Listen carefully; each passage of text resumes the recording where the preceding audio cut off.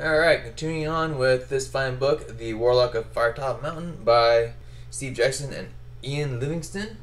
Last time we were locked outside of my treasure, and I really wanted to have my treasure back, so still haven't fixed that yet. Alright, there we go. So we were up here, we found the treasure was locked against us, and so we went looking for keys. We have scanned all the region north of the river looking for the keys. And we found another one. But I'm not sure we have all of them, so we're going to continue looking for all of them. And so we have to cross the river and find everything south of the river and see if we can't find what's missing down here. So let us get started.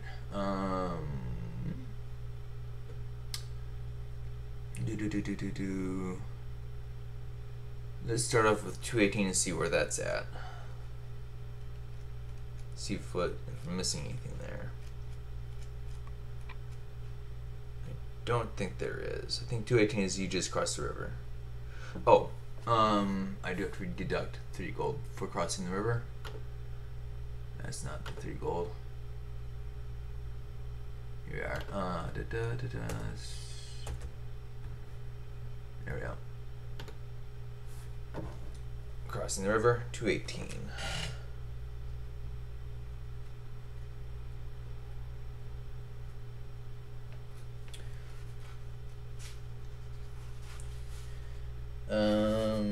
Yeah, let's just cross the river. You have 4 ways to cross the river, and we just cross the river back using the ferryman. Alright, well, we don't want to do that.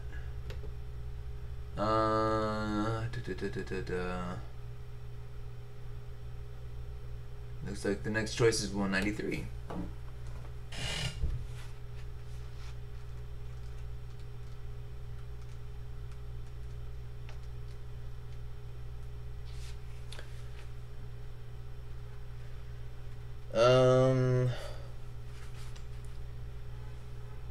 Looks like we have been here and we have killed the thing that is in it.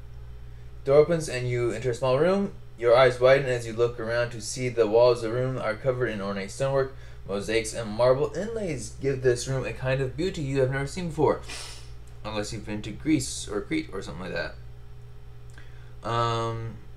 In a corner of the room is a large metal sculpture.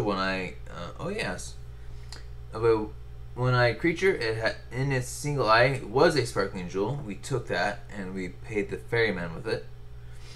As there appear to be no other ways through the room, you will go back to the junction. But that large jewel is very tempting, and it was, and we took it. And so now we return. Let's see here. Turn back to the junction 93. Alright. Well, I don't want to go that way. Well, maybe I do. It goes 93, so it's there. 93, according to my map, says that's heading to the north. But that might just be bad labeling.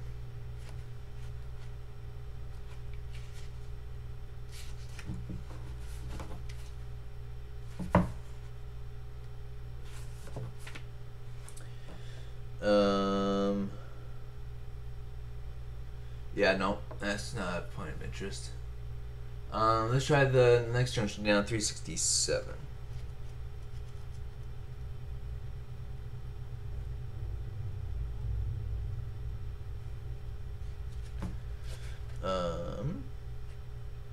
We have another junction in the passageway. If you would like to turn westward, turn to 235.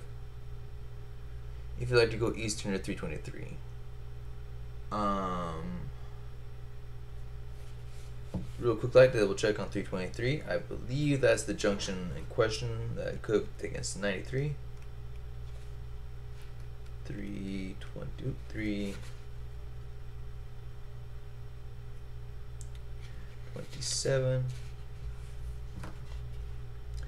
23. Nope. That's not 323. There's 323. After a few meters, you reach another three-way junction. May either go northwards, turn to 8, or eastwards. North, we just came from the north, and eastwards is to that room in 193. Yeah, we're not interested in that. So let's head west to 235.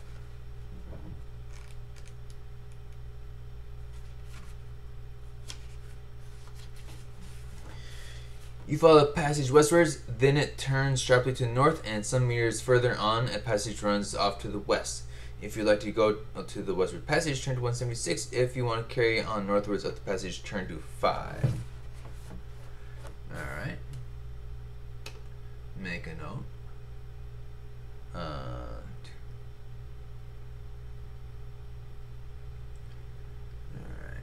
okay. Westwards, then turns north. Okay. So at this point, we are at, maybe a little more space. This is 235 here.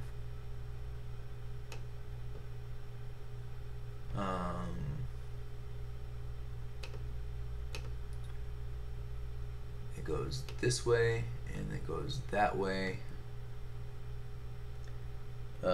If you'd like to go continue the westward passage, turn to 176. West is this way. Or continue northwards, turn to 5. This way. Alright. Let us go west to 176.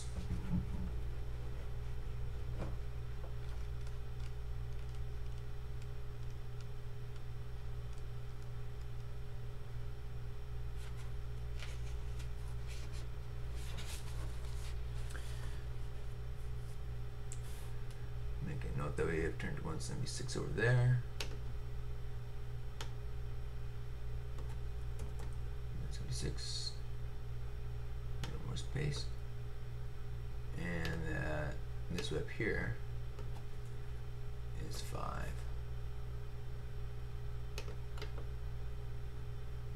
Merge down. Merge down. Merge down. Get back to here. 176. As you walk up the passage, it visibly widens, and eventually you find yourself standing at the mouth of a rough cavern, a natural cave in the rock. As you look into darkness, the cavern appears to go 30 meters deep, with no visible exit. Do you want to go into the cavern, turn to 270, or go back to the junction at 375? I would like to continue on to 270.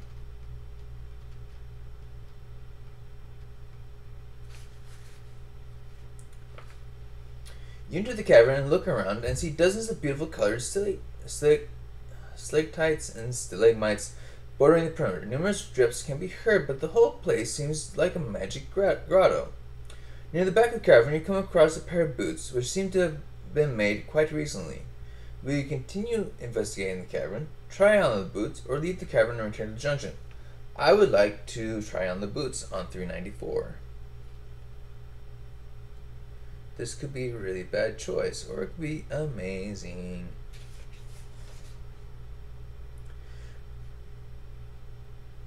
Oh dear. The boots are well fashioned in deep red leather. They are much sturdier than your own and fit you well. You try a few steps, but are horrified to find you cannot move. The boots seem to be gripping your feet with considerable force. As you struggle to free yourself, you hear a crack and a smash of a stalactite as a stalactite falls from the roof. You crane around to see a large black shape shifting toward you. As it approaches you, you turn cold. Several meters away is a giant spider, at least a meter across, advancing toward you on spiny legs. Mandibles clicking nervously in anticipation of its next meal. You draw your sword to defend yourself as it stalks toward you. You cannot move and thus must subtract 2 from each dice roll you make to calculate your attack strength. Giant spider, skill 7 of stamina 8. If I hit him 4 times, I kick his butt. And this is our friend. the giant spider. Alrighty. Well, let's kick his butt then. I'm gonna run a number generator. I have a skill of 9 versus a skill of 7, so he needs a +2 to match me. Alright. I kick him. And I kick him again. I smash him. And one more time. I think that... Hold on. Skill 11 plus 7 is... 11 plus 7 is 18 versus 21. I hit him anyways. Bam! 4 times. I whack him. He dies. It is thoroughly unentertaining. Well, it might have been entertaining for there, but... Yeah. Having won the battle, we turned to 232.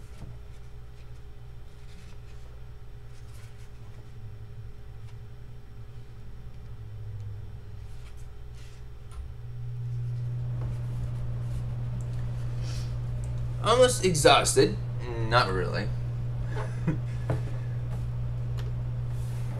Not exhausted at all.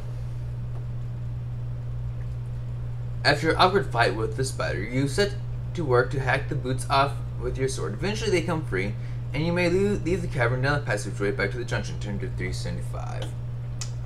Well, I suppose the alternative would have been to smash the spider with while being free. So I shall return to the junction. Alright. Turn to 375.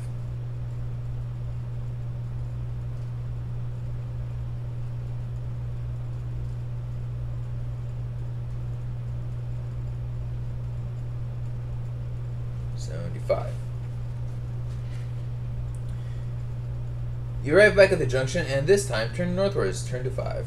Alright. In an amazing turn of events, we take the other choice.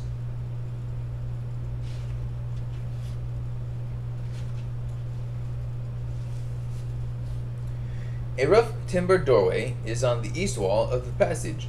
You listen at the door and can hear a jolly sort of humming sound. Do you want to knock on the door and go in, or will you continue northwards? I would like to knock on the door.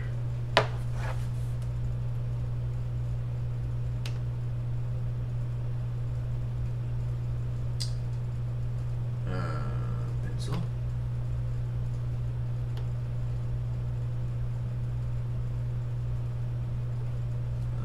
Try again. So we come northwards, and there's a choice on east wall. We can go to 97.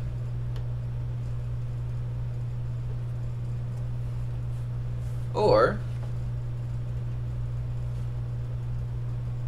5, right? Yeah. Or we can continue on north. I will knock and enter.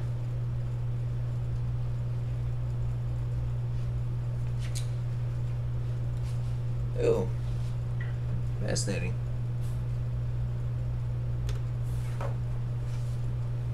A voice bids you, "Come in!" And you walk into a small room furnished with a table and chair, shelves, cupboards, and the like, all of which have seen better days. Plates, bowls, cups, hundreds of old books line the shelves. In the midst of all this clutter, you see a little older man in a grubby white gown, swaying to and fro in a rocking chair. Still humming happily to himself, he fixes his eyes fixed on you, but seeming at peace with the world, he bids you good day. Do you start to make conversation with him, draw your sword and charge him, or decide not to waste time with him and leave going northwards? This is what we find. I would like to make conversation with him. He may know where to find the key. 334. And assaulting him now is not going to provide any answers.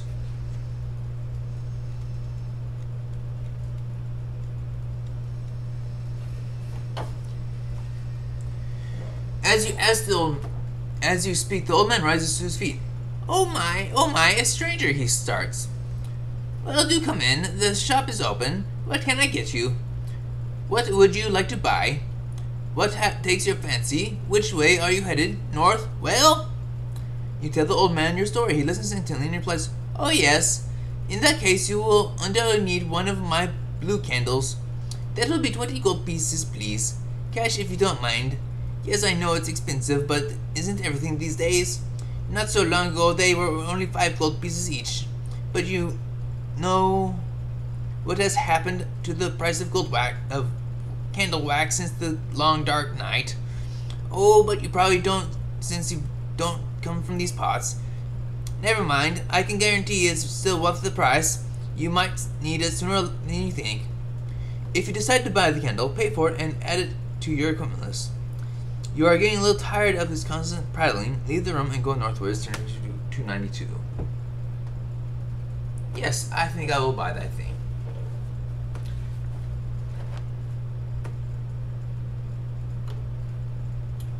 Keep clicking on the wrong one.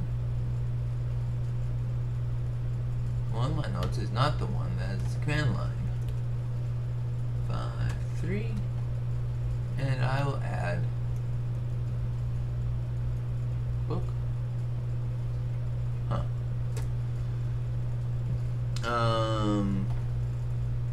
One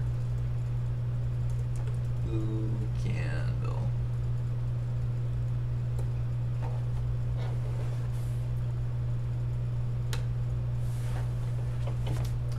Turn to 292. Alright.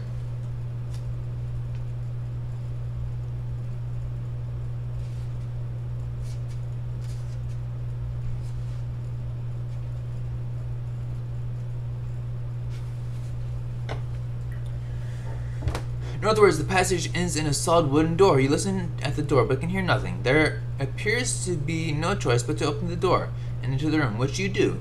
It's a large square room. You flash your lantern around the room and catch a quick glimpse of its emptiness. Although there are murals on the wall, before your lantern suddenly goes out. You try to relight it, but it will not catch. In the blackness, you hear a succession of frightful noises. Howls, screams, cries, and wails are getting louder and louder until they've reached the pitch where you must cover your ears. Do you have a blue candle? If so, turn to 239. I do indeed.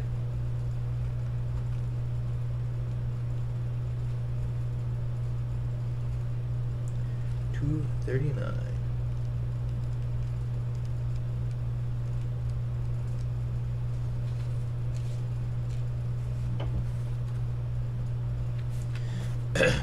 You think back to the words of the old man. You might need it sooner than you think. You grope in your pack and pull out the candle. Immediately, it lights itself of its own accord. The howling stops and the room appears bathed in blue light from the candle. On the walls, the figures on the murals are moving. They are mouthing silent screams as if trapped in a two-dimensional wall. On the wall opposite is another door which you may leave through. Turn to 88. You may stay to investigate 149. Add 1 luck for your foresight. Can't add more luck because I'm already maxed out. But I will stick around and investigate on 149.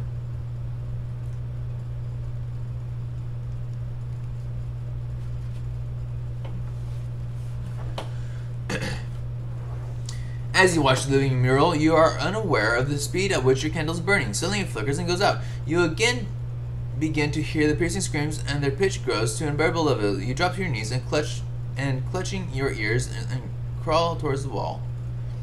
Which wall will you crawl towards? The east wall, the north wall, or the west wall? Oh boy. Well, that's most unfortunate.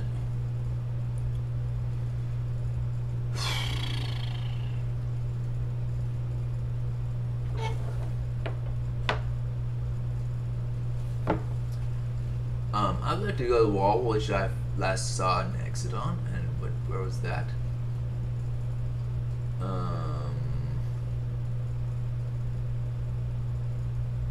97. Yeah. 234.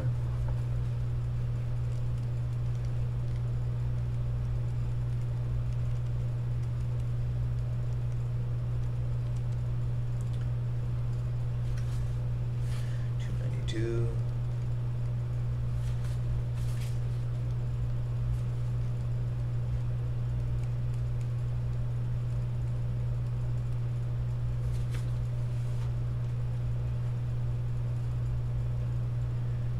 $239.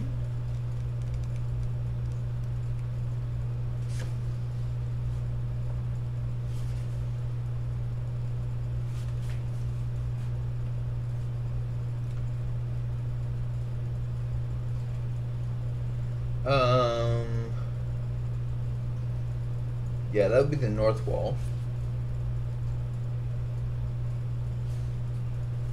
In which case I turn it to 222.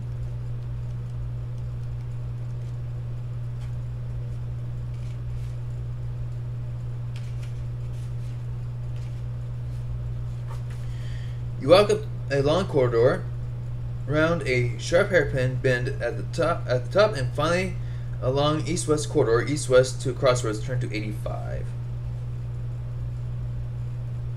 Nope, that's not it. Try that again, 265.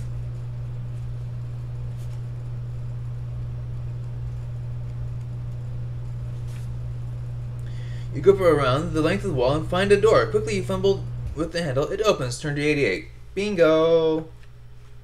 Let us not bother those other walls. They're not going to tell us anything.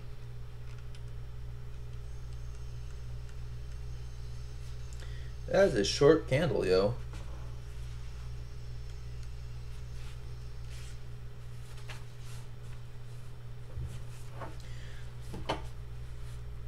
You enter another small room, bare except for the fountain in the middle. Not a particularly grand affair. The fountain is a small carved fish, and a short jet of water comes out of its mouth. A wooden sign hangs from the fish, and it bears a message. It is written in goblin tongue, at which you are not proficient. The first word you cannot understand, but the others read, not drink.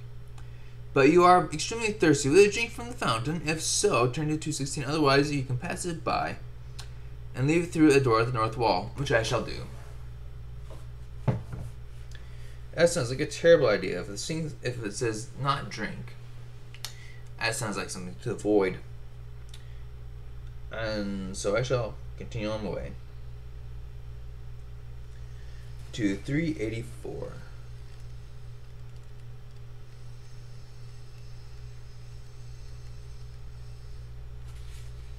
The door opens into a passage which you follow northwards. Shortly you reach a bend and follow it round to the east. Several meters on you reach a junction at which you may either go north, turn to 226, or east, 307.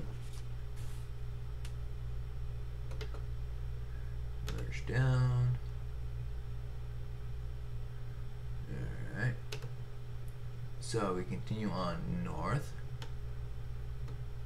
And we may turn east, or keep going. Let's see. East to 307.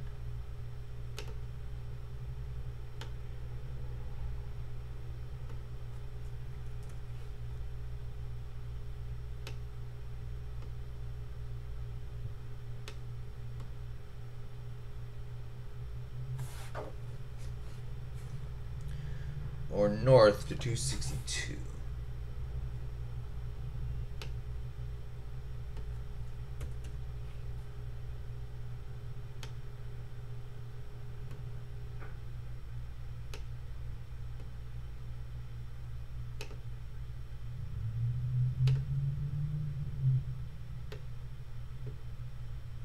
Clearly, nothing is to scale.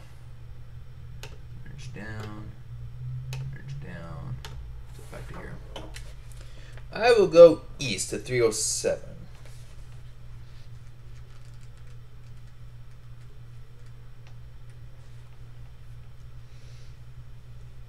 The passage twists and turns and eventually ends in a solid iron door. You listen but hear nothing. You can try the door, 134, or you can go back to the junction at 87. I would like to go through the door, thank you very much, on 134.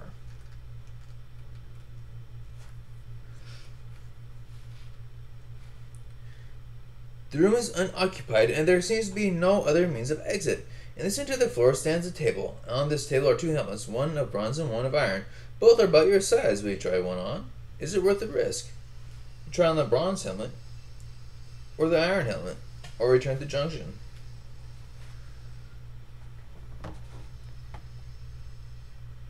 Here are the helmets in this strange room.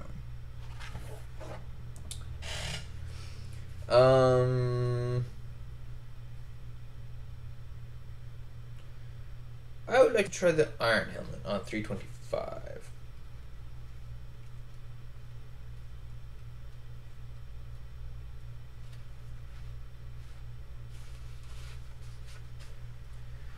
You place the helmet on your head. It fits well. A glow begins to fill your body, and it seems to possess a power and confidence beyond anything you have felt before. The helmet is blessed with magic and will allow you to add 1 point to all future dice rolls when computing your own attack strength during combat, so long as you wear it. Note this is on your equipment list and return to the Junction on 87.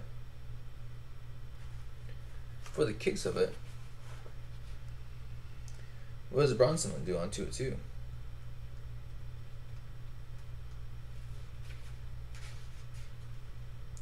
You place the helmet on your head and it fits well. Suddenly, a searing pain flashes across your forehead. You cannot think straight. The helmet is cursed, and you try to remove it. You cannot remove it. Reduce your skill by 1. The pain soon subsides, but you cannot shift the helmet. You stagger back to the Junction, trying desperately to compose yourself. In other words, I made the right choice the first time, and so we still stick to it.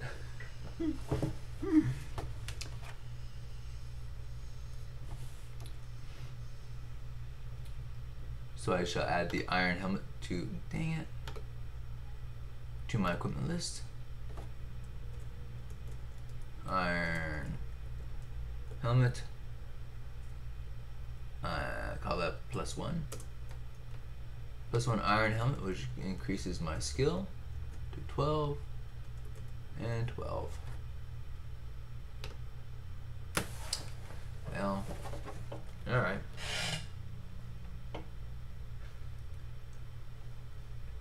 Return the Junction on page 87. And it says, go north.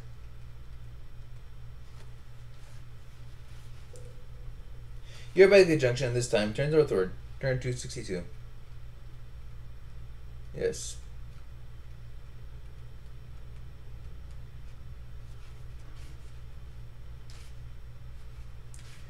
To 64, 62.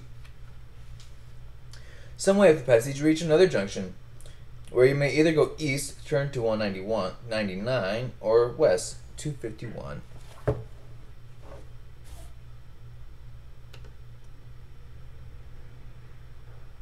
Alright,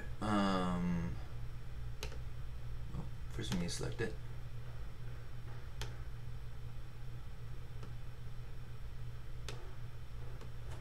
To X, V,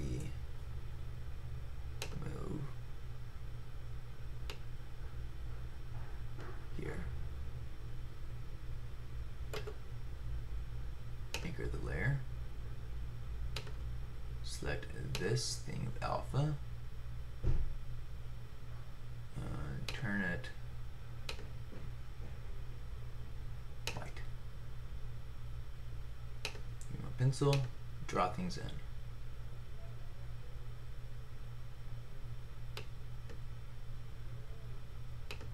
Alright, do set things. There we go. Now I draw the things with my pencil. Alright, so I go east or west.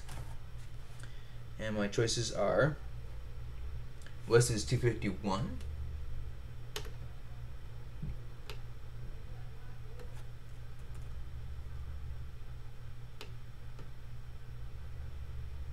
And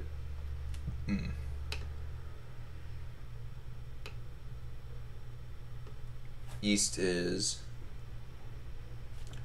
199.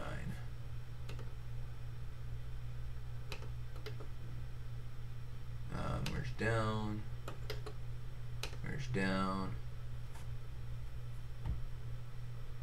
Alright, looks like I need to move things around so I can do things with them.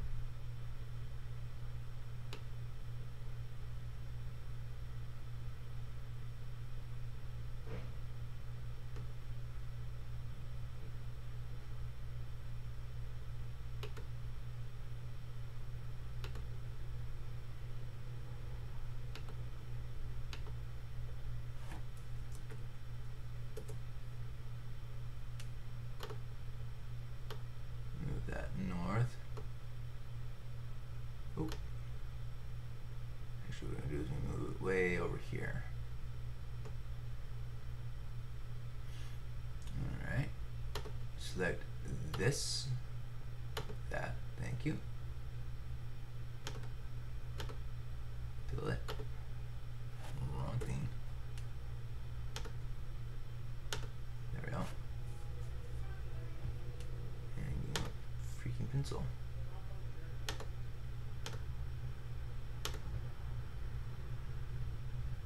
Drawing. Oh boy. Try that again.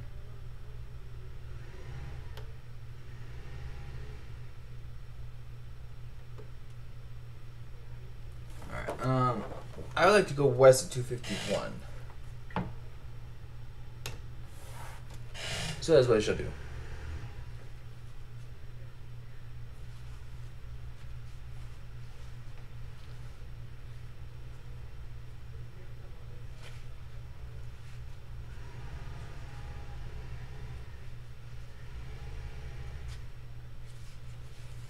Oh noes. The passage twists sharply northwards, and ahead you can hear water flowing. Oh noes. You eventually reach the south bank of the underground river. As you stand on the pebbled bank, you can hear a fluttering of wings and look up to see 3 giant bats swooping down on you. Attack these 3 bats as a single creature. Skill 6, stamina 6. If you win, turn to 344. You may escape by jumping in the river. 399.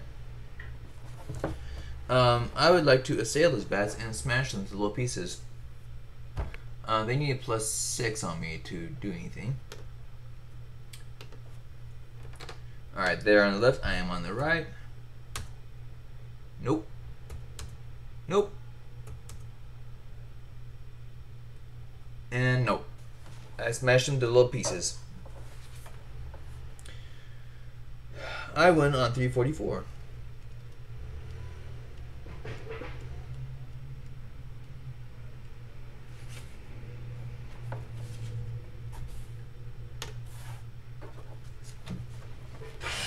You sheathe your sword and walk up to the water. Is it safe to swim? Although you cannot see any immediate signs of danger, either in the water or around its banks, there is no way through on the north side of the river. You suddenly notice a gleaming sword lying on the river bed. Several steps in, you wade in and to retrieve it. It is light in your hand, far less cumbersome than your own sword, and it has a keen edge. This marvelous weapon will add 1 point to your skill whilst you use it. Note this on your equipment list. A mysterious voice speaking directly to your mind seems to be telling you to throw your own sword into the river. Will you? If so, turn to 56. If you want to keep both swords, turn to 153. I have no use for a sword that is not a +1 sword. Dang it.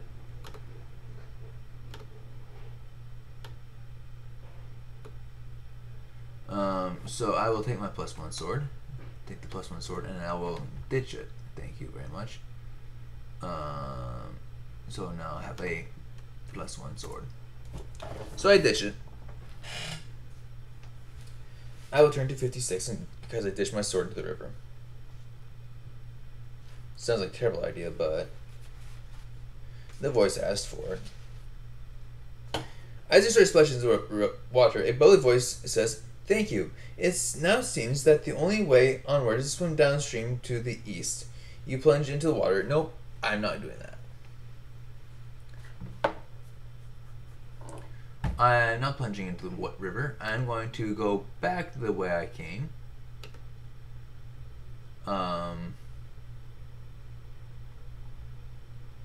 To 199.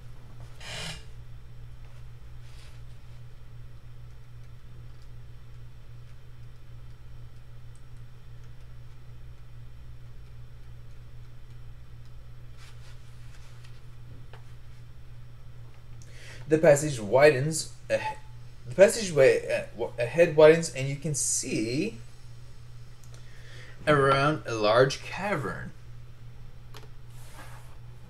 Okay. As you shine your lantern around, you can see crude stone weapons on the floor and a smoldering fire in the center of the cave. But you can see no way through. As you turn to make your way back, you stop in your tracks to see 2 Neanderthals, cavemen, cavemen barring your exit. They grunt aggressively at you. You draw your sword and must prepare to fight. The first caveman and the second caveman have no chance at all. Fight the one with tiny for one turn here. Okay.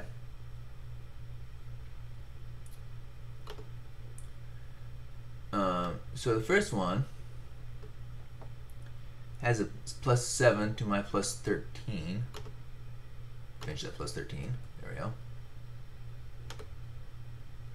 go.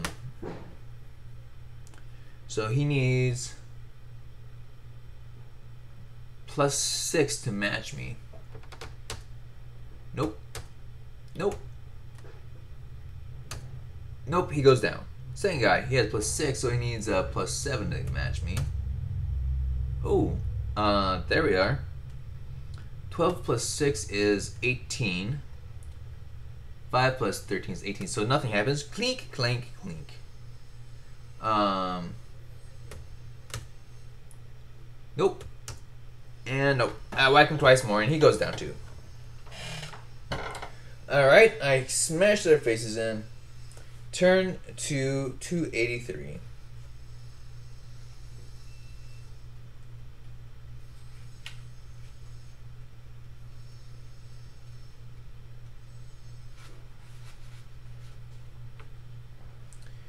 You're right back at the junction and progress westwards. Turn to 251. Nope. Alright. So, that was interesting. Okay. So 199 stopped here, 251 stopped there, or turned to the river. Let us draw in the river. Okay. Grab the south bank and pull that up this way. There. Actually, don't do that. Try again. I'll avoid that. There we go. Kind of sort of did. We come over this way. North bank of the river goes this way through this narrow, teeny tiny little thing, and then flows up this way. And this thing came this way and ran into the water here. All right. Okay, so we could go back this way and go up the river, but we're not interested in that. We're interested in further explorations. So our next stop is going to be 210.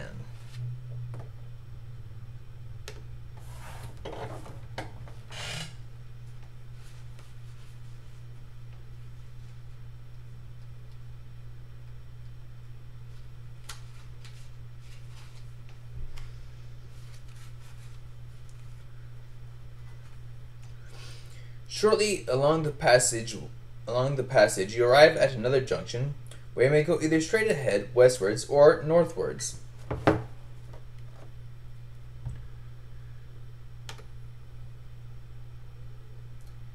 So we may go which way? West or north.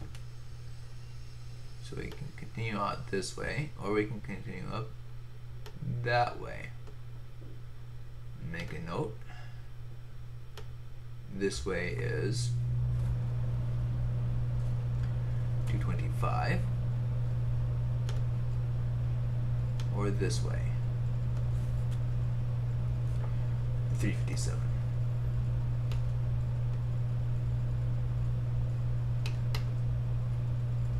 Merge down, merge down. I will continue west at 225.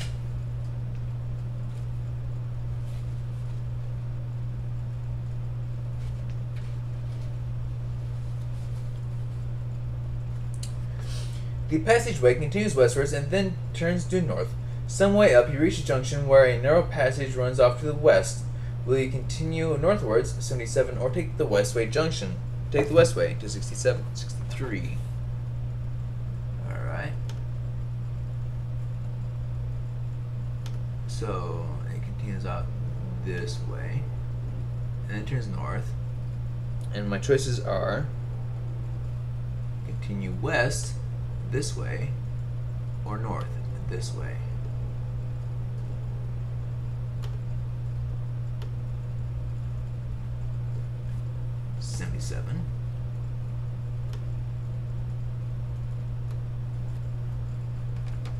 or 63.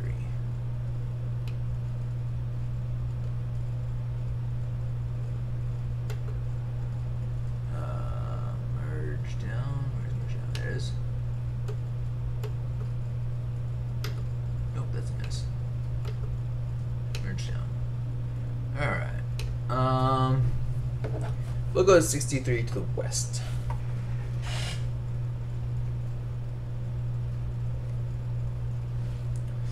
As you walk along the corridor, you can see ahead that it's getting narrower. At one point, you stoop, and as you do, a deep, resonating laugh starts up around you. Do you wish to continue? If so, turn to 281. If you turn back, turn to 10. I wish to continue on 281.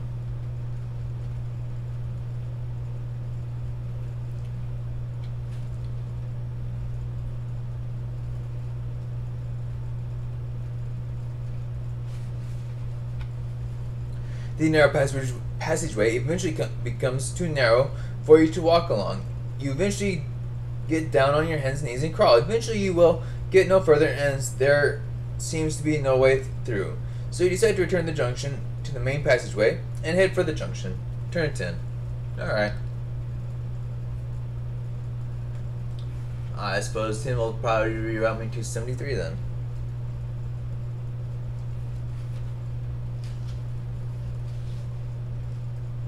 Or 77. You're right by the junction and turn northwards. 77. In a surprising turn of events.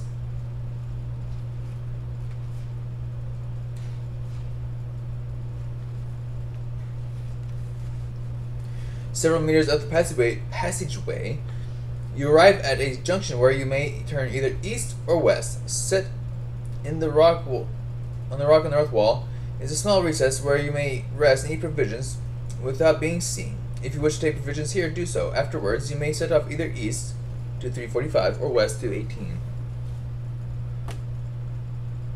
My health is good, thank you. But I just still need to make note where I'm headed. Come here.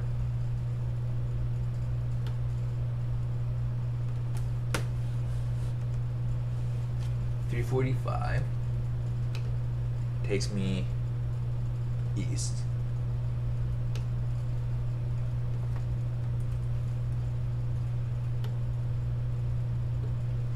Or we can go west to 18.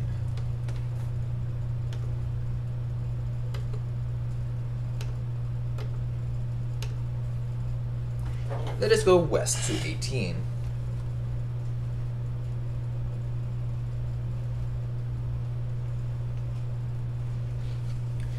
You walk westwards along the passageway. After 50 meters or so, it turns north. 2 or 3 paces up the passage, you hear a crumbling beneath your feet, and you try to leap as the ground gives way. Test your luck. I'm lucky!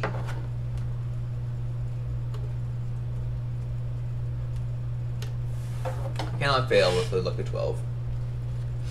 If you're lucky, you manage to quickly leap backwards before a pit opens. If you're unlucky, you are too slow and end up in the pit. If you're lucky, return the junction, 261.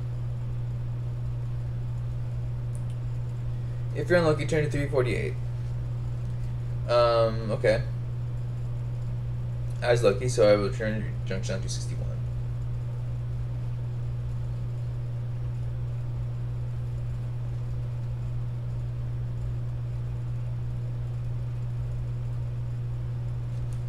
$64.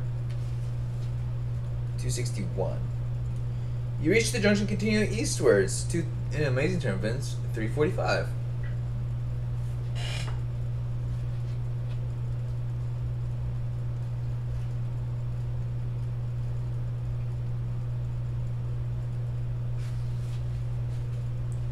You follow the passage eastwards for several meters, then it turns north. Shortly you reach another junction where you may either continue north or right into an eastward passage which also turns north.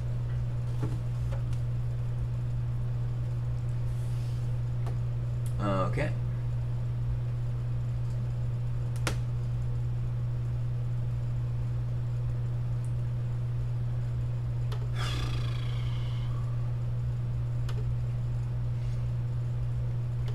It goes north. And then I have a passage which goes north, goes east, and then north. Or I can continue north.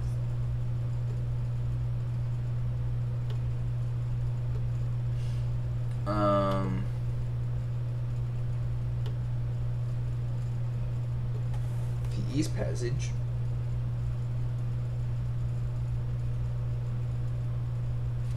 is 311.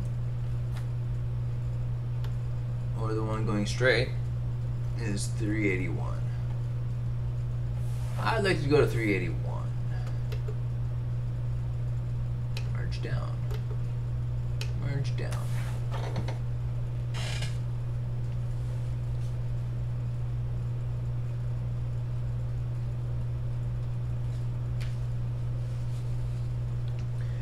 The passage ends in one door, trimmed in iron. Various inscriptions adorn the door, but none of them make any sense to you. You listen, but hear nothing. You may either open the door, 84, or return the junction, 280. I will give the door a try. Oh, this cannot be good. The door opens into a small room, comfortably furnished with a table, several chairs, and a large bookcase which covers one wall. Seated at the table is an old man with a long gray beard, and squatting on the old man's shoulder is a small winged beast. Oh, that can't be good. This creature is no more than 6 centimeters tall. It has 2 arms and legs. Its skin is a dusty gray color. It has sharp white teeth, and its wings are folded back behind his back. The old man says nothing as you walk in through the door, but he beckons you over to sit down at the table. He is tossing in his hand 2 small white objects. Will you sit down as he tells you? Leave the room and return to the junction, or draw your sword and rush forward.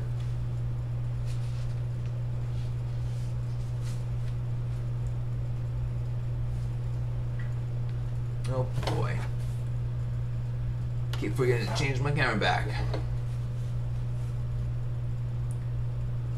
This is our friend that we just found. An old man with an imp. I'm gonna call him an imp until told otherwise.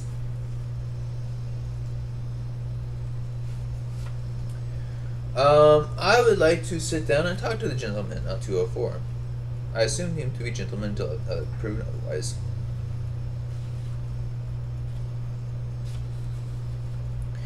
The old man does not look up from the table, but his devilish little pet eyes you suspiciously and starts chattering in a small, squeaky voice. The old man grunts and asks you whether you are game for a wager. Will you accept? You may only do so if you have at least 1 gold piece with you. If so, turn to 130. If not, you may leave the room, turn to 280, or attack the man, 377. I will take the wager. And I do indeed have 1 gold piece. 130.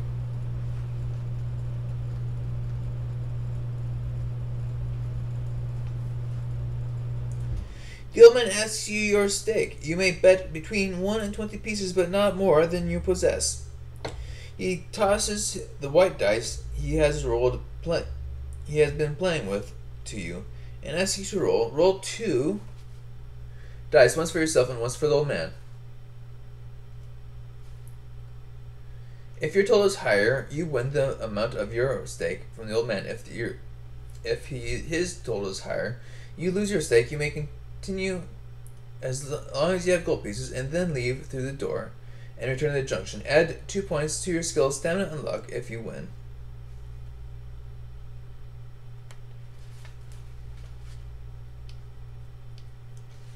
Well, that's really handy.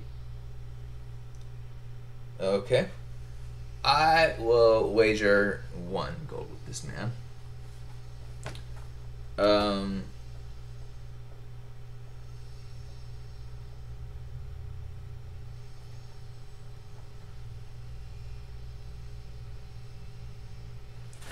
Alright. Roll 2d6 for him and 2d6 for myself. I have a program that does that. Excellent.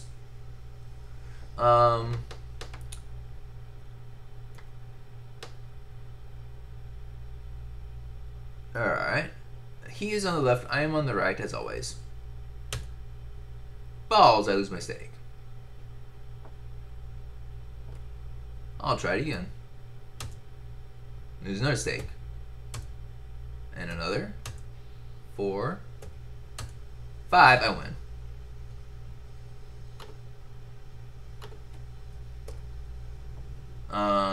So I lose 4 and gain 1, so I lose 3. But I gain 2 to everything else, so I'm back up to max out there. But I lose 3 gold doing that. That was well worth my time. Maybe. Turn it to 80. Which should then immediately shunt me to 311.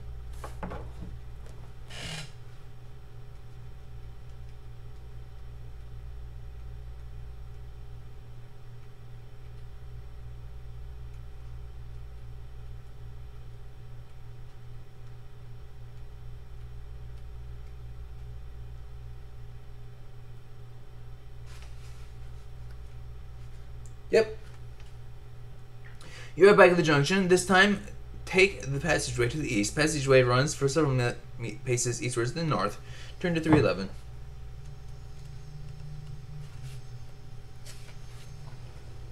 The passageway ends in a door at which you listen but hear nothing. You trying the handle, you find the door opens to reveal a large square room. The room is completely bare, but the floor is covered in mosaic tiles. 2 shapes stand out on the floor. Star-shaped tiles and hand-shaped tiles. A door on the opposite wall is the only way through. Will you walk across the room to the door, walk across the room stepping only on stars, or walk across the room stepping on only hands? Oh boy.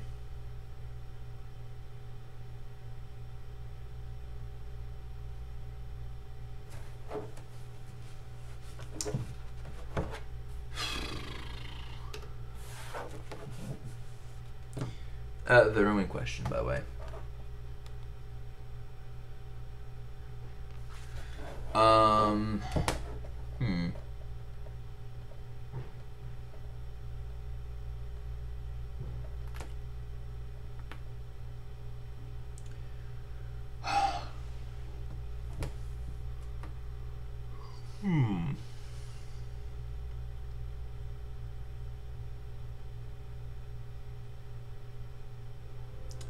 I'm going to walk across the room, stepping only on stars. Turn to 178.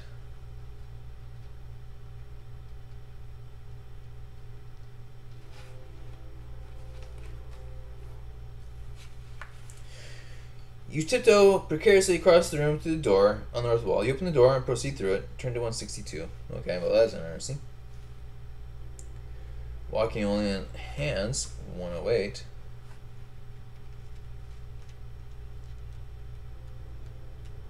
Sticking by other choices, by the way. But, for the curious. Yep.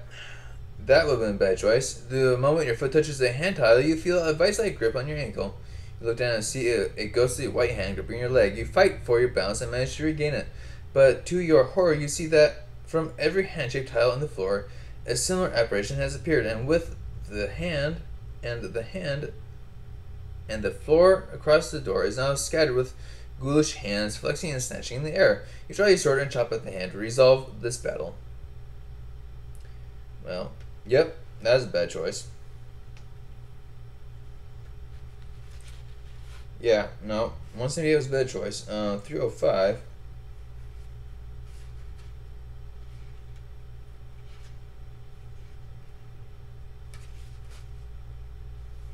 Test your luck 3 times. If you're lucky each time, you make it across the floor to the far side and you can leave the room. Turn 162. On the first throw that you are unlucky, you step on a hand tile and turn to 108.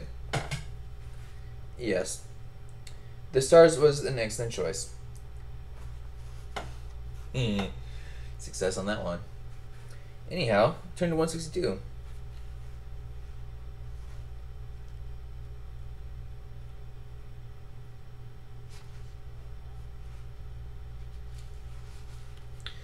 The passage ahead runs northwards, and you follow it. Follow this until you reach another junction.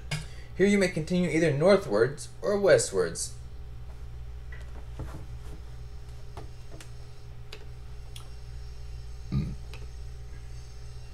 Nope, this one. There we go. So we go up this way a little bit more. And we can turn west to 69 or north to 23.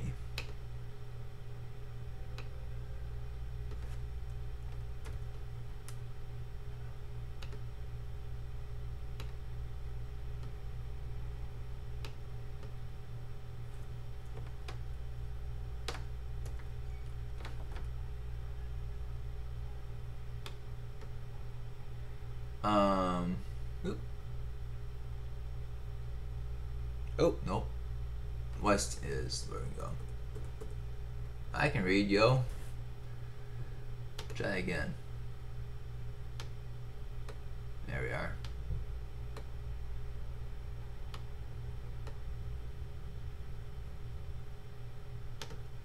We can turn west to 69.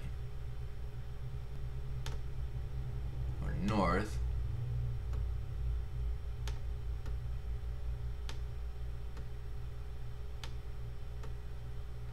to 23. Merge down, merge down. 69. Alright. Let's turn west to 69.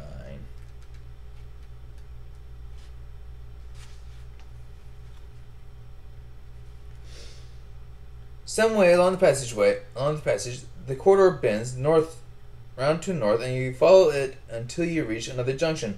At this junction, you see an arrow cut into the rock pointing to the north. You decide to try this direction. Turn it to 44.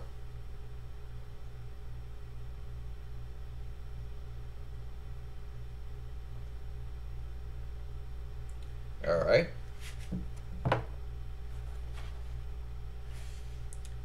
That is a choice on my hands. I don't know where that goes to.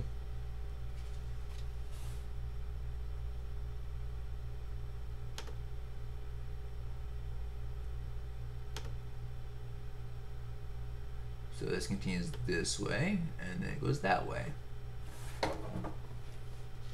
244.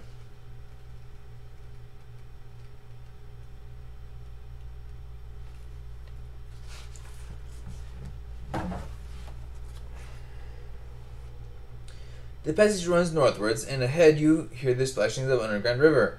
The air becomes cool and fresh. You soon reach a wide opening of a riverbank, but despair as you look across. You see no way through to the other side.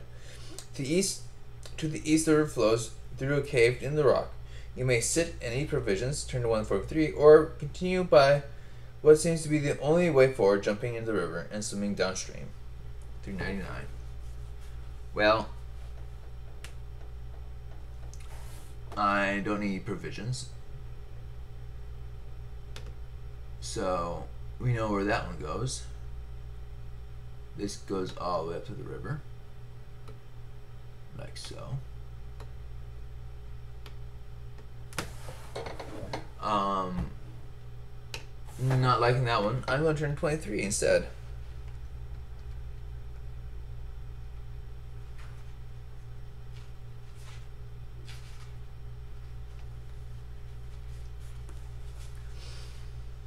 The passage ends in a solid doorway. You are surprised to see a leather skirt tacked along the bottom of the door. You listen but hear nothing. Will you enter the room, 326, or return to the junction? 326 it is.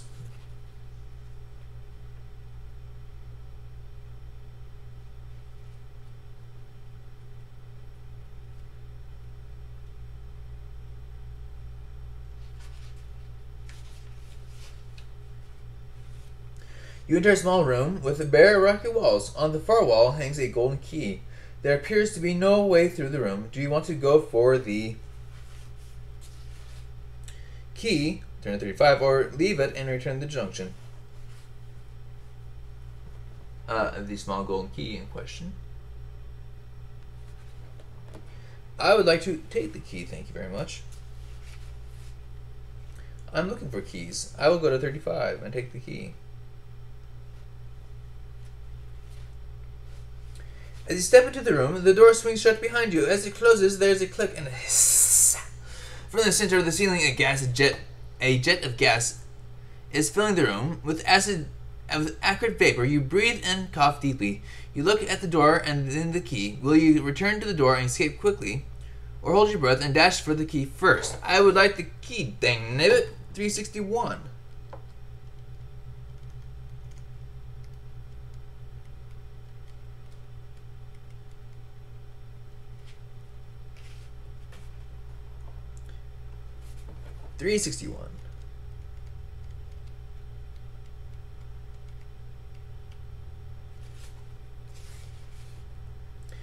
You snatch the key from its hook. It has a number 125 inscribed in it, but your lungs are bursting. Roll 2 die. If the number is less than or equal to your skill score, you make it across the room to the door. If it exceeds your skill score, you are forced to take a deep breath of poison gas, reduce your skill by 2 and your stamina by 3. Dash to the door. 136. Against my skill. 2d6. Ha! I beat that one. I will turn to 136, thank you very much. After recording the fact that I now have key number 125.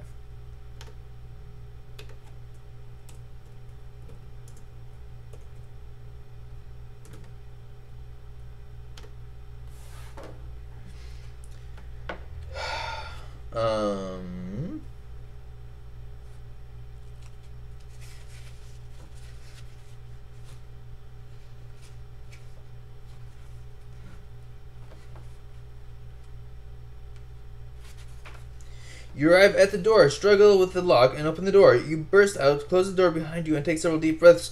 Return to the junction on 229. That will surely send me north. I don't want to do that. Okay. Well, I have another key.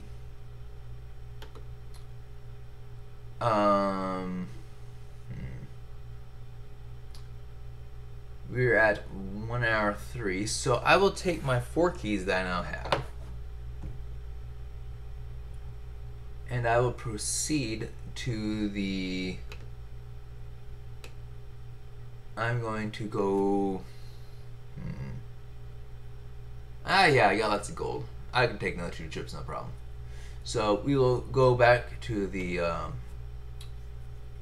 treasure chest. 5, 3, 2. And we will now try our keys. So what do we got? 99 plus 111 plus 66. I need to bust out my calculator. Hey, look, I got a calculator over here.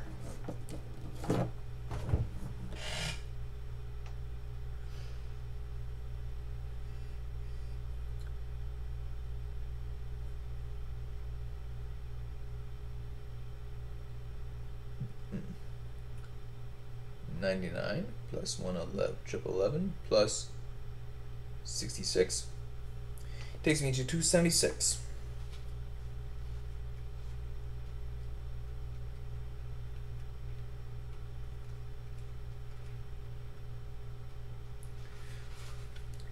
$276 has turned to 182.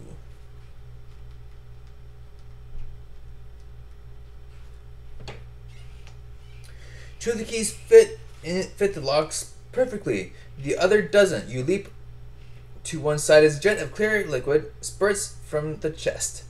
It just misses, but you lose 2 stamina points as the liquid emits an acidic vapor which makes you cough and choke. You return to the chest and try another combination of three keys, which I happen to have.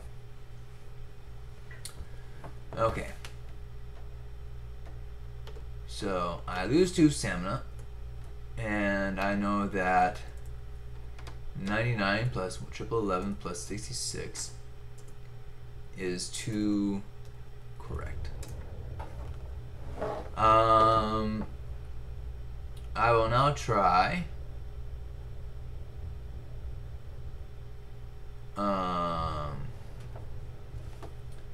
99, 99, 1111, and 125. 335.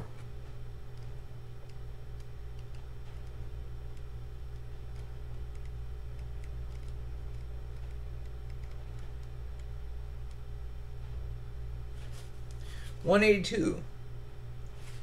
The same thing happens once more. So 99 plus 1111 plus 125 is 2 correct.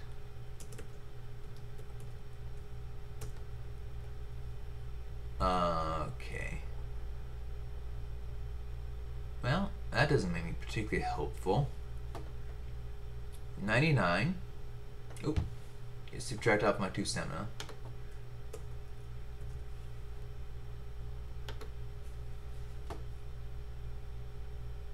Plus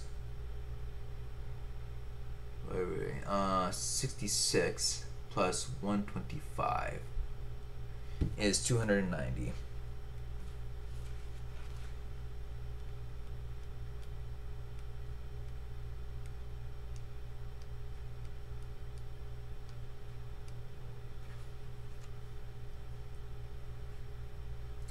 $290 says turn to $198.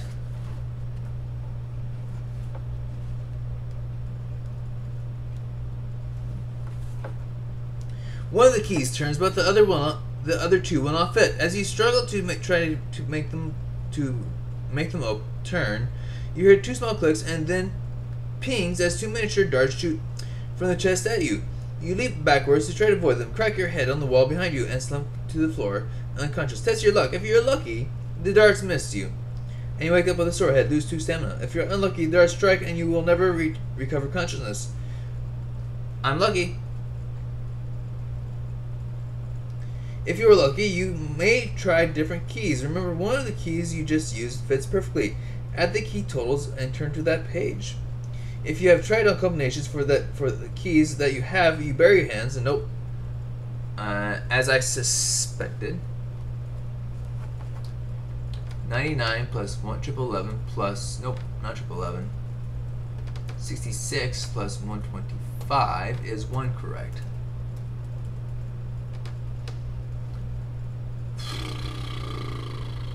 For the kicks of it, but I'm pretty sure I'll end up with you have 1 correct and not 3. Also, my luck is now 11. So that is 99. Nope. Clear that. 1111 plus 6 plus 125 is 302. 198. 198. Yep, 1 correct. As I figured. 9. No, don't go there. 99. Nope. Dang it. 1111 plus 66 plus 125 is 1 correct. Alright, so now we know which keys are the useful ones. 99 and 111, those are the correct ones. 66 and 125 are not correct. I need to test my luck one more time. I am on the left. Success. Barely. I'm still up. I was kind of curious about what keys were necessary to get what I was looking for. And as it turns out, the correct answer calls for 2 copies of key number 111. I happen to know where to find the other key, 111. I found the second key being guarded by a Minotaur somewhere around here, I think. So I will go collect that key, that duplicate key. Make a note of that. And return to the Warlock place, where I will now use key 99, 111, and 111. 99 plus 111 times 2 is 321. On page 321.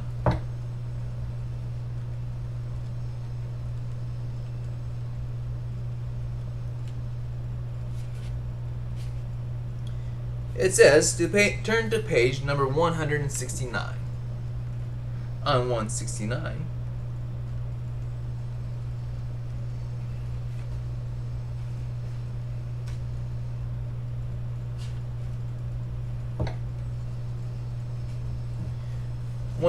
it says, one by one, all the keys click and turn in the locks. You have placed them all correctly.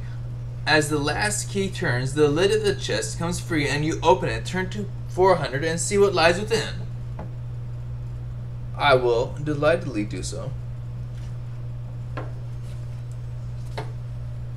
Your quest is over! Big capital letters.